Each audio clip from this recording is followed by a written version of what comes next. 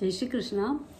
कृष्ण की शक्ति है राधा, और राधा का जन्म नहीं हुआ। कहते हैं कि राधा वृषभानु जी को एक सरोवर में मिली थी, एक 1000 पत्तों वाले कमल के अंदर बड़ी सुंदर से ऐसे चमकते हुए एक छोटा सा बच्चा वृषभानु जी जो राधा जी के पिताजी हैं उनको मिली थी। और उनके पास कोई पुत्र पुत्री नहीं थे, तो वो उस बच्चे को अपने घर ले आए थे। लेकिन राधा जी ने 11 महीनों तक की आंखें नहीं खोली थी, तो वृषभानु जी को बड़ी चिंता होती थी। उनको लगता था शायद ये बच्ची देख नहीं पाएगी। लेकिन जैसे ही नंदगांव में भगवान श्री कृष्ण का जन्म हुआ, तब ये लोग भी जाते हैं दर्शन करने भगवान श्री कृष्ण के नंद बाबा के घर। और तब पहली बार जैसे ही राधा कृष्ण के वहाँ जाती है और सम्मुख लेके जाते हैं, तो पहली बार राधा जी अपनी नयन खोल के कृष्ण भगवान को देखते हैं। तो भगवान राधा जी का तो पूरा जन्म है वो साक्षात कृष्ण की शक्ति है और कृष्ण से भिन्न नहीं है। ऐसा कहा जाता है कि राधा और कृष्ण एक ही है। और दूसरी इंपॉर्टेंट बात यह है कि श्रीमद् भागवत में कहीं भी उल्लेख नहीं है राधा जी का। कई लोग इस बात को लेकर डिबेट करते हैं। श्रीमद् भागवत में राधा जी का नाम इसलिए नहीं लिया है क्योंकि सुखदेव जी को 7 दिनों के अंदर श्रीमद् भागवत कथा सुनानी थी परीक्षित को। तक्षक नाग उनको मारने वाला था और इसीलिए उनको मोक्ष की प्राप्ति के लिए श्रीमद् भागवत कथा सुननी थी। अगर सुखदेव जी श्री राधा रानी का नाम मात्र ले लेते तो वो हमेशा निर्विकल्प समाधि में चले जाते थे और पता नहीं कितने सालों कितने महीनों तक वो समाधि चलती। इसीलिए सुखदेव जी ने कभी कहीं भी राधा जी का नाम नहीं लिया है। लेकिन वल्लभाचार्य जी, माधवाचार्य जी, चैतन्य महाप्रभु, इन सब लोगों ने, रामानुजाचार्य, इन सब लोगों ने राधा जी के अस्तित्व की ये कथाएं भजन लोगों को सुनाए हैं। और राधा जी का तो आप राधा का नाम लेने से आपको पता चलेगा कि कृष्ण की you can feel the presence of Lord Krishna. Krishna को पाना बड़ा कठिन है।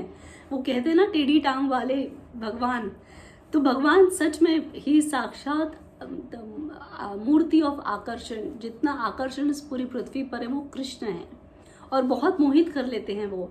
पर बिना राधा की कृपा से आप कृष्ण को पा ही नहीं सकते हो।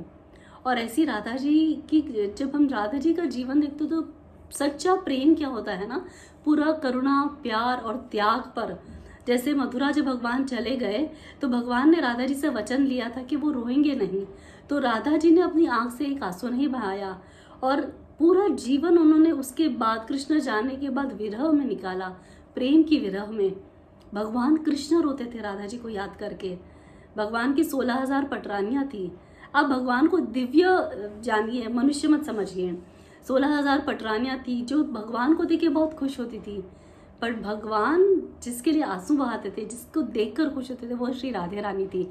जब भगवान मथुरा छोड़कर भी द्वारिका चले गए, तब राधा रानी एक बार द्वारिका जाती है भगवान से मिलने। और जब जाती है तो भगवान उनको देख के बहुत खुश होते हैं और राधा जी रोने लगती है। और जैसे राधा जी रोने लगती है, भगवान कितने सालों में आते कि तो भगवान खूब सबके सामने नहीं पर रखे, एकांत में भगवान खूब रोते हैं राधा जी के लिए। तब राधा जी मन में ये विचार करती है कि देखो, जो सारे लोग जिनको देखकर प्रसन्न होते हैं और जिनकी खुशी सबका कारण, जिनकी खुशी है, जिनकी खुशी का कारण सबकी खुशी है, ऐसे प्रभु केवल सिर्फ मात्र मेरे लिए आंसू बहाते हैं मेरे विरह में। तो वो अपने आप में बहुत सुंदर डिवाइन फीलिंग है उस त्याग की। और ऐसे ही राधा जी की बड़ी परीक्षा ली पटरानियों ने, जो कृष्ण की पटरानियां थी उन्होंने, क्योंकि कृष्ण दिन भर राधा जी की बात करते थे और राधा जी के साथ ही सबसे ज्यादा खुश रहते थे। तो एक बार ऐसा होता है कि सारी पटरानियां सोचती कि हम टेस्ट करें कि कितना प्रेम है राधा जी का और कितना सरेंडर है। तो वो लोग एक बार बहुत गरम गरम खाना लेकर आती हैं, खीर ऐसे कुछ लेकर आती है और राधा जी को बोलती है कि कृष्ण ने आपके लिए दी है। तो Radha ji without a moment वो पी लेती है और राधा जी को तो कुछ नहीं होता। पर जब ये पटरानियां कृष्ण के पास जाती तो देखती भगवान बड़े परेशान होते हैं और मतलब तकलीफ में भगवान कराते हैं। तो ये रानियां पूछती कि क्या हुआ, तब उनको पता चलता है कि भगवान के मुंह में छाले आ गए। तो इससे हमको ये पता चलता है कि राधा और कृष्ण दो भिन्न नहीं थे, वो अलग अलग नहीं थे। ऐसे ही एक बार भगवान कृष्ण को बहुत भयंकर सिरदर्द होता है, तो भगवान सब द्वारिका में उपाय करने लगते हैं, वैद्य बुलाते हैं, पर कुछ फायदा नहीं होता है क्योंकि भगवान का सिर दर्द किसी चीज़ से कम नहीं हो रहा था।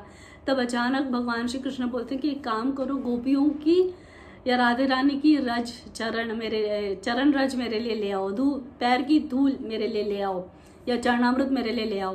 तो गोपियाँ तो बोलते कि अरे हम कैसे हमारे भगवान को हमारे चरणों की रज दें या चरणामृत दें, तो ये हमसे तो नहीं होगा।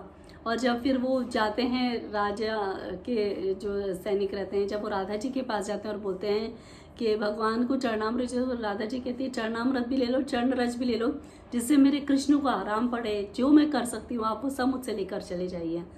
जबकि उनको पता था कि ऐसा करने से उनको मोक्ष या नहीं मिलेगा, बट फिर भी राधा जी, क्योंकि वो तो कृष्ण की साक्षात शक्ति है, कृष्ण से तो परे नहीं है।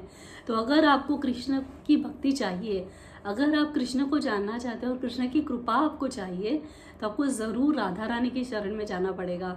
और बिना अपना इंटेलेक्ट यूज़ किए कि भगवान कैसे 7 साल की उम्र में भगवान ने कैसे रास रचाया, he is not a normal human being, he is the divine energy.